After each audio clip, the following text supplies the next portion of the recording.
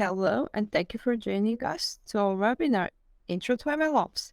Today we will be talking on how to automate your machine learning workflows using MLOps, and we will have even a hands-on exercise using an MLOps platform. But before we join into details, I would like to introduce ourselves. My name is Andrea. I'll be the host for today. I'm the MLOps product manager, and together with me I have Maciek.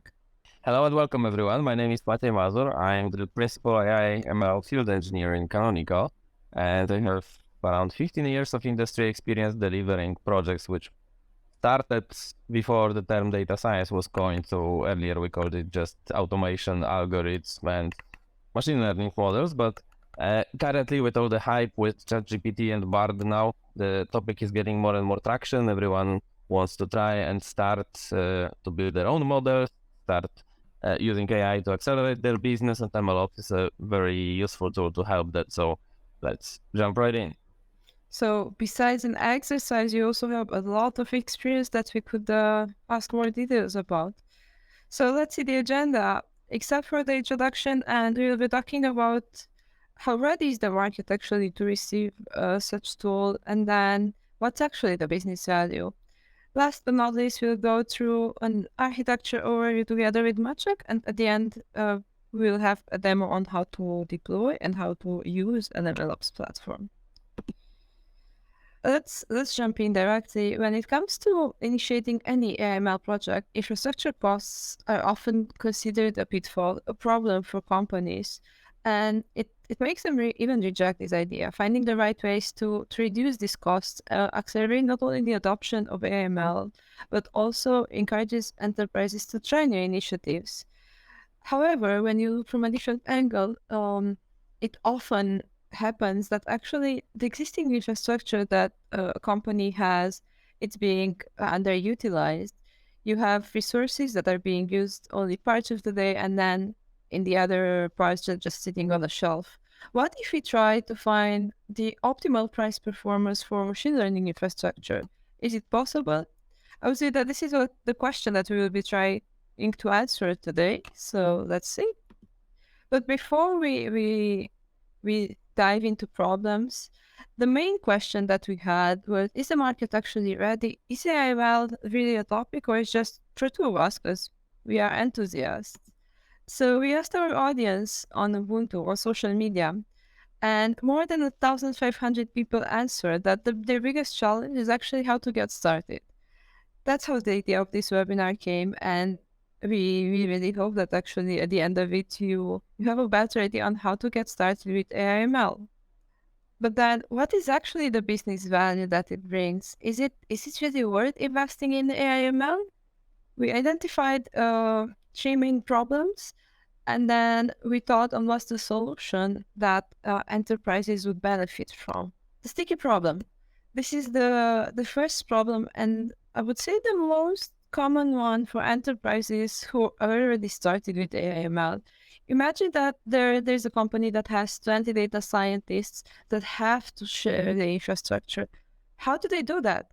Well, they often use sticky notes or whiteboards, or you can call it. But the idea is that they schedule the usage of the infrastructure in a very manual way, which on one hand overcomplicates the process, and on the other hand, it slows down the project, making AI ML initiatives look just as an overhead that it is difficult to get any return on investment.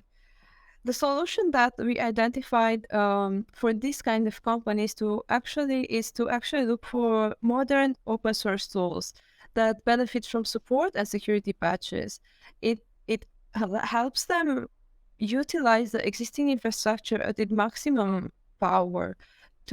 It allows them to use the computing power, and by that, all they need is actually an MLOps platform. For those who maybe are not familiar, MLOps is actually machine learning operations. I usually shortly define it as DevOps for machine learning, but it's basically a set of practices that aim to maintain and improve collaboration on projects that deliver machine learning models to production. So let's move to the second problem, which is the cloudy problem. often companies grew by acquiring new companies, and this is what adds from a data perspective to a bit of a chaos. They have data in different clouds, and now the big enterprise is willing to learn more, to be more data driven. But how do you do that when your data is scattered all over the place, and you would still want to utilize all the resources that you have? The simple answer is to get a tool or to have a solution that supports hybrid cloud and multi-cloud scenarios. And ideally, one that does not lock you within one vendor so that you keep the freedom. And that's when it comes back in place, the idea of having an MLOps platform that is not only open source or does not offer only support and security patches, but also is flexible enough to use and to support actually hybrid cloud scenarios and multi-cloud scenarios exactly for these companies that expanded in such a manner. And if we go back to the initial idea on how to get started with AML and as being the biggest challenge that people reported on our social media, we have the lost in the woods problem. It's the problem that companies that collected their data and they're all ready to get started on their AI journey they often mentioned, how do we get started? Do we have enough data? What are actually the use cases that are the most suitable for us? And the ideal solution for them is basically a list with possible use cases and their return on investment that they could identify better than us. And together with that, an architecture that enables the success of the problem. In this case, usually having help from MLOps experts that can provide services all the way from data exploration workshops that talk exactly about the use cases, the practices around data collection, to POCs that are built together, I would say is the answer. And before we even debate more, I think that the business value is quite clear. But how do we actually make it happen? And here I have an MLOps architecture overview. Maciek, what do you think about it? Yeah, thank you, Andrea. So let's start going into the more technical part of this webinar. So I wanted to start with a little bit with the stories from the trenches. Andrea nicely summarized the typical issues that we encounter talking to customers. I'm working on the forefront of that kind of endeavor together with my team. And the sticky note problem example actually comes from one of the engagements that we had where a quite big life sciences company was interested in how they can improve their operations. So we were coming in there like thinking about, okay, do they have data drift or model drift or any kind of really complex problems and issues? We took our best DevOps engineers and mathematicians coming in on site and basically joining them in their daily work to see how does it look like. And we see a bunch of scientists, like a real scientist, lab coat ones, not like us data scientists, standing in front of the huge whiteboard. And basically, they have written down the list of all possible GPUs that they have on different locations and servers and started putting sticky notes with their names next to it. I'm asking, hey guys, what are you doing? And yeah, we are sharing the resources. So basically, a lot of companies, even super successful ones and doing very advanced projects, are still having their operations fairly manual. This was the extreme example and extreme case. That's why it was quite interesting for us. But in general, what we see, like in the cloudy problem example, that how it starts from is multiple data sources. As you can see here on that picture, we have different examples of like streaming and messaging systems. This could be like something like Kafka or Spark streaming job. We can see a data warehouse or data lakehouse, data mesh in more modern examples, but this could be even like a simple SQL database or some Neo4j graph database. But the main issue is that those data sources are not always coming from the same place. So you can have Amazon S3 storage, but your streaming service is Azure IoT, and on GCP you have some data in BigQuery, and all of this is super important for you because during the process of building your company, you have your dashboards and UIs and store to interact with the customers on one public cloud, but actually your analytics department was using something else to have all their data on S3. And then you have to build a quite complex MLOps architecture. So whenever you have your data sources, how do you actually extract any useful information, which we call features, is by building pipelines with Kubeflow that are pulling this data in, sometimes being supported by tools like Apache NiFi and other components of the open source ecosystem, and then store them in the feature store. So basically extracting important information from the datasets and storing them as features which are useful to train ML models. Then we go to the training, and training is also not that simple. So obviously you could just open a Jupyter notebook and write the code for your model, which we'll see later on in the demo. But if you have this 20 or 200 data scientists working on the same infrastructure, they will be competing over resources. So you need to assign to them basically a pool of resources and make sure that your hardware is utilized up to a certain point, which is reasonable, like 70, 80, or 90%, and not like lying down and doing nothing. The easiest way to achieve it is to run parallel jobs with multiple different model trainings and run the heavyweight jobs in the night when the infrastructure is less loaded. And that's also something that you can achieve with Kubeflow pipelines. But when the model is trained, we are typically utilizing additional open source projects, which we integrate through the magic of Juju that you will see in the demo, and basically store models in the model registry. And then we are actually ready to host our models to the users or to the monitoring platforms or to dashboards.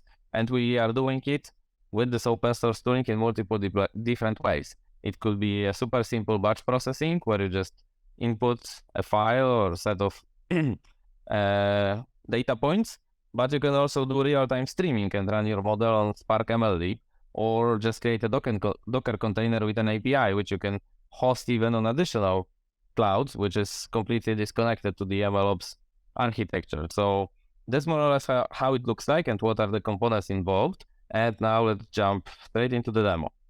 Before we actually move into the demo, I do have a question. From your point of view, when we look at this architecture, what is the stage that raises the most challenges for people who are using MLOps?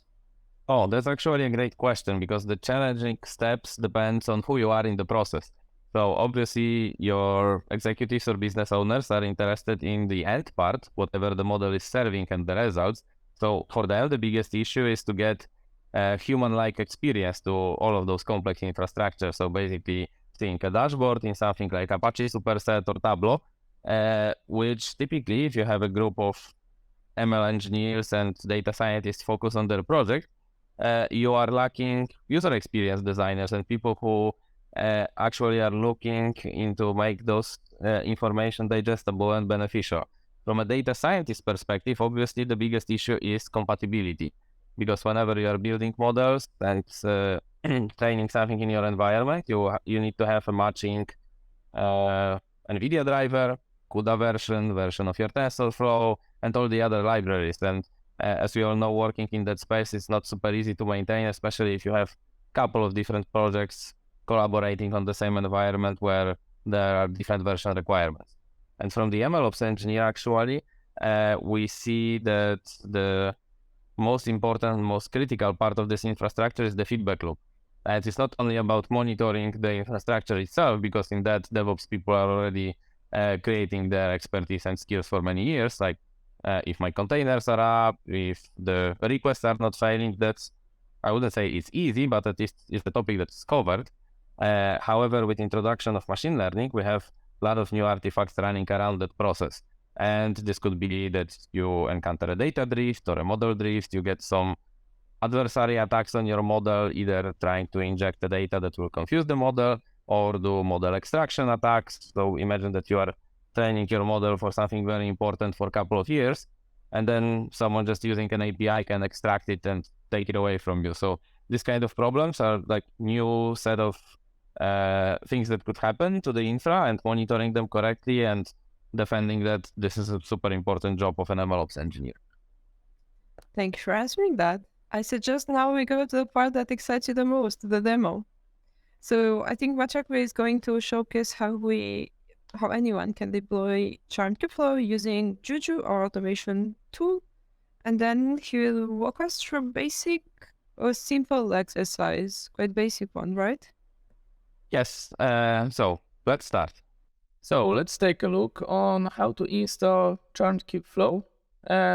what do we have to start with is basically deciding on the environment we want to use. In this demonstration, we'll be going with the GCP cloud instance, but you can use any of the public clouds or your local machine if it has enough RAM and free space, or any other kind of machine that you can start up with, like Linode or OVH and so on. So the instance is fairly standard. It's basically Ubuntu-based instance with 200 gigs of hard drive, x86 architecture, nothing special. Let's now jump into the terminal and go over on what needs to happen. So Champ Kubeflow is basically using for its installation a tool called Juju, and this is basically a model-driven operations system, and we'll be installing it with a snap. So Juju works with the concept of charms, and basically charms are Pythonic operators where writing in Python you can define how your application needs to be installed and configured, but this is much more than just a deployment tool and just operators. This is in addition to that, it runs very well with day 1 and day 2 operations, which means any kind of upgrades, CV patching later on, and maintaining your application, which is the most important task in the long run, because you typically deploy it once at the beginning of the project and then maintain it for a longer period of time. And that's what Juju shines. Another place where it's useful is basically relations. So whenever you have more than one application that needs to talk together, and especially in the case of Kubeflow, which is actually not a single project, but a collection of various different open source projects, it handles all the connectivity between them. It automatically opens proper network connections, exchange security keys, configurations, and so on.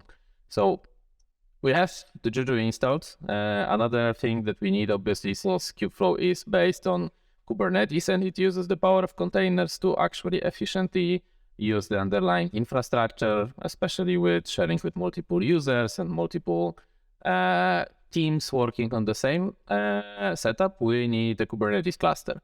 So for that, we will be using Microgates, which is also installed in the same way via Snap. Microgates is a distribution of Kubernetes, which is fully CNCF and upstream compliant. So this is like normal vanilla Kubernetes, just packaged in a way which is opinionated and allows you to very quickly start. So there is not much configuration needed and not much of a setup, and you can run it in almost any place locally, or like we are doing right now, just install it on a cloud VM and have your Kubernetes up and running. So we chosen the version 124 stable. That's the one that's recommended by Kubeflow upstream. And what's really nice with snaps is that you have this option to install from channels. So you have stable edge. You can define what like a risk factor you want to install. You have the version of the channel. So switching from Kubernetes 124 to 123 and back is super easy with that, because you just switch to a different channel. And snaps are confined in their own space on your hard drive, so you can have multiple versions of the same application on the same machine. So as we can see, the installation of that finished. What's also useful is to have a kubectl command, because it's much more comfortable to work with that one. So we are adding that again as a snap now. Very simple things. We are adding the directory called .kube in the user home directory, adding them to a proper group, and basically make sure that the user that we have is actually able to access the .kube folder. So that's here. Let's create group del, and everything is ready to basically start up Microgate. So what we are doing right now, we'll be starting the Microgates appliance from the snap, and what it does, besides starting it, it enables certain set of plugins So as you can see, we have DNS, storage, ingress, and MLOp. So DNS is fairly obvious. It's a domain name server, which we'll need. Storage is basically an add-on that allows you to mount different types of storage to your cluster. And MLOp is a load balancer so that we can actually use the outside IP of the cluster and make sure that everything works fine here. So we can see if this is actually working with running microcades status command, and we can see that the cluster is running. We have our DNS and HA enabled. So now let's look at the pods, if we can see them. So we can see that everything that we wanted to enable, like MLOp, ingress, and our DNS is up and running.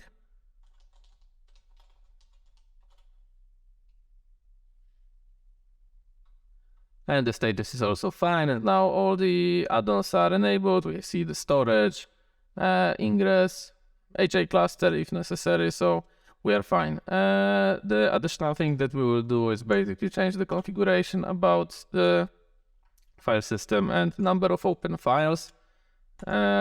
That's sometimes necessary on the cloud instances, depending on the type of the hard drives that you selected for your instance, not to overload them. And now what we'll be doing is actually connecting our microcades cluster with Juju. So that's as simple as doing a Juju bootstrap command on our cluster and naming it in a certain way. So since we are running Juju for the first time, it's also downloading all the information about public clouds, because Juju doesn't only work with your local Kades cluster, it can directly deploy to AWS, Azure, GCP, and their own Kades instances like EKS, AKS, and GKE. So that's fairly convenient as well, so that whenever you are doing a deployment on your local private cloud, you can use exactly the same configurations and exactly the same charms to deploy into multiple environments, which also keeps your entire deployment very consistent. So now the Juju controller is being bootstrapped, which basically means that additional pod is created on your Kades cluster, and now the client is trying to access it.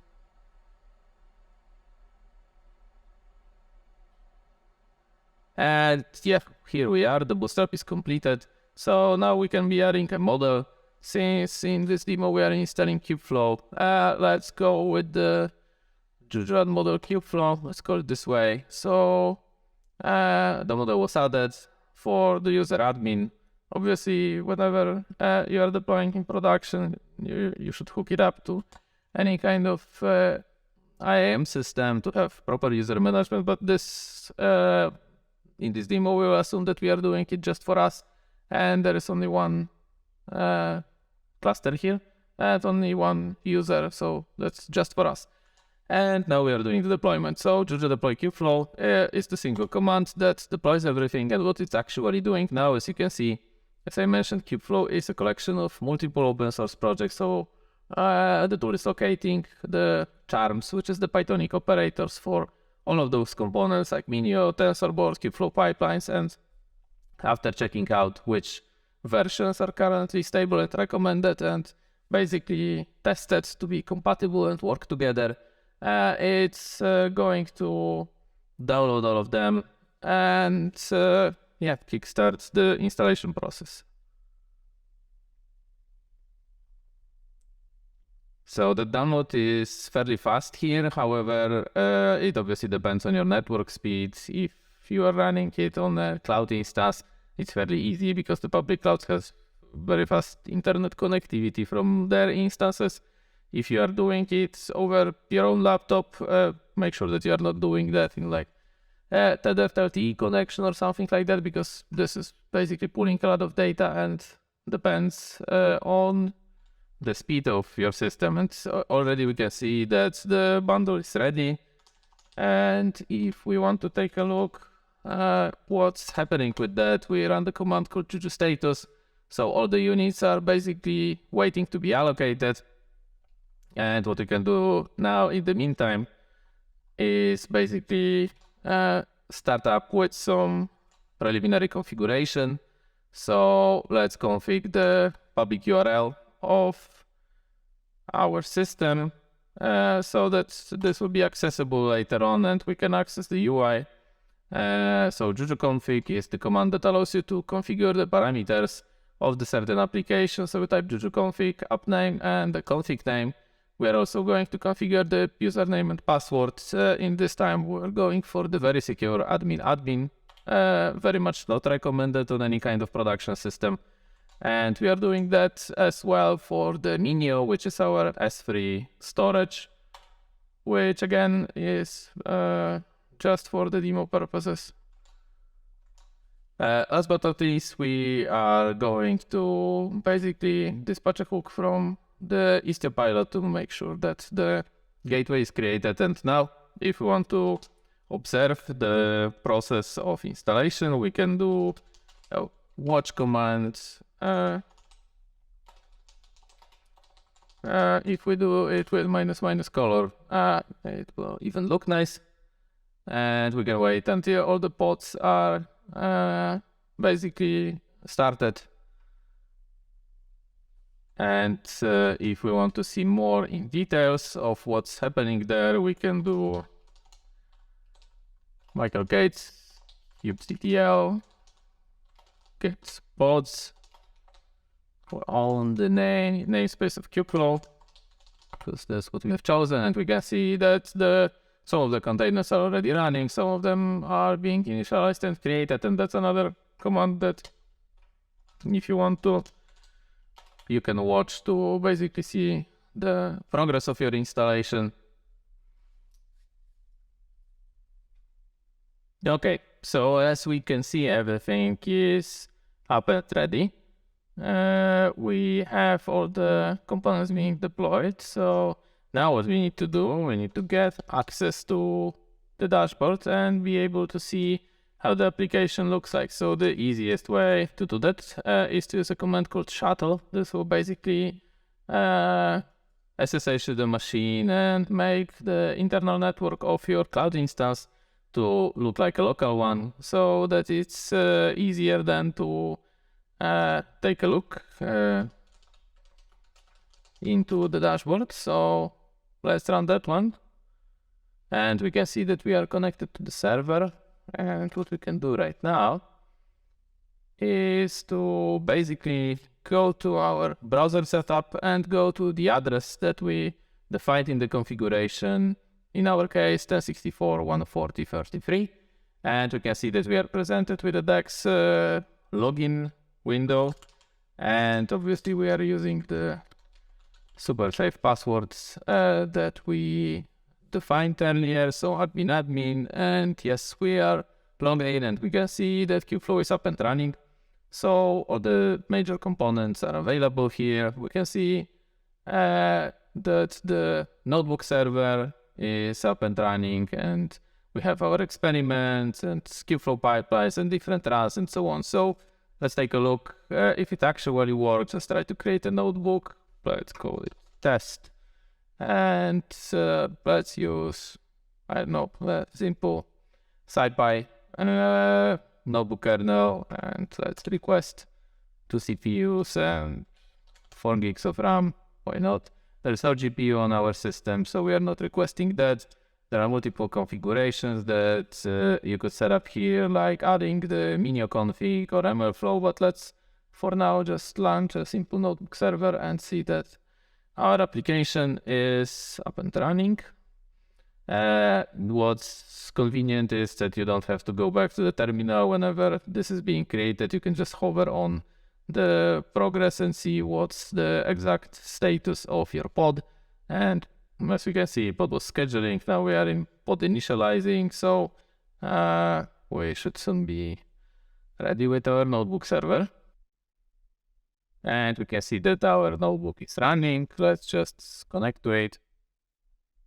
And what's convenient with the setup that is right there with Kubeflow is that every service that we have is behind Dex, so you'll be automatically logged in and authenticated into all additional services that you run create. And we can see that the notebook UI is already here for us. What we can do right now to the repository where all our code is available in, we are cloning it, and we can see that all the Kubeflow examples that are being maintained by our team are there. We can quickly go to one of the notebooks and see the example on how to create pipelines. That's something that we will go over on another webinar and another demo, but I wanted to show that everything that we have is working here and up and running. The pipelines are being installed as well, and we can see all the basic components. Here are some tutorial examples. So yeah, thank you very much. Thank you, Maciek, showing how easy it is to deploy Kubeflow, and then how easy it is to actually get started with it has been quite impressive. On one hand, we observed the benefits of having a lot of the steps automated, and then on the other hand, we've benefited from what Giant Kubeflow actually is, which is a suite of tools that you can easily access and connect the dots in the tool. So I think we reached the end of it. Is there anything else that you would like to add? Yes, thank you, Andrea. I'm really happy that we had this opportunity to share with our audience on like how to deploy Kubeflow and how does it look like, what are the components. I think that this is an important step into democratization of access to this kind of technology. So obviously we see it more and more available with models being exposed online to the users and everyone being able to play with it. But now with open source tools like this and the proper documentation and the approaches that the community takes in order to like introduce more people into it, I think that we'll be getting more and more passionate enthusiasts trying out to build their own next unicorn startup. Thank you. Thank you very much. So in case you have one of the three problems, the sticky note problem, the cloudy problem, or the lost in the woods problem, I think you might have an idea how to get started and how to solve it. And that was it for today. Thank you very much for joining, and please give us your feedback and your questions in the chat. We will do our best to address them afterwards.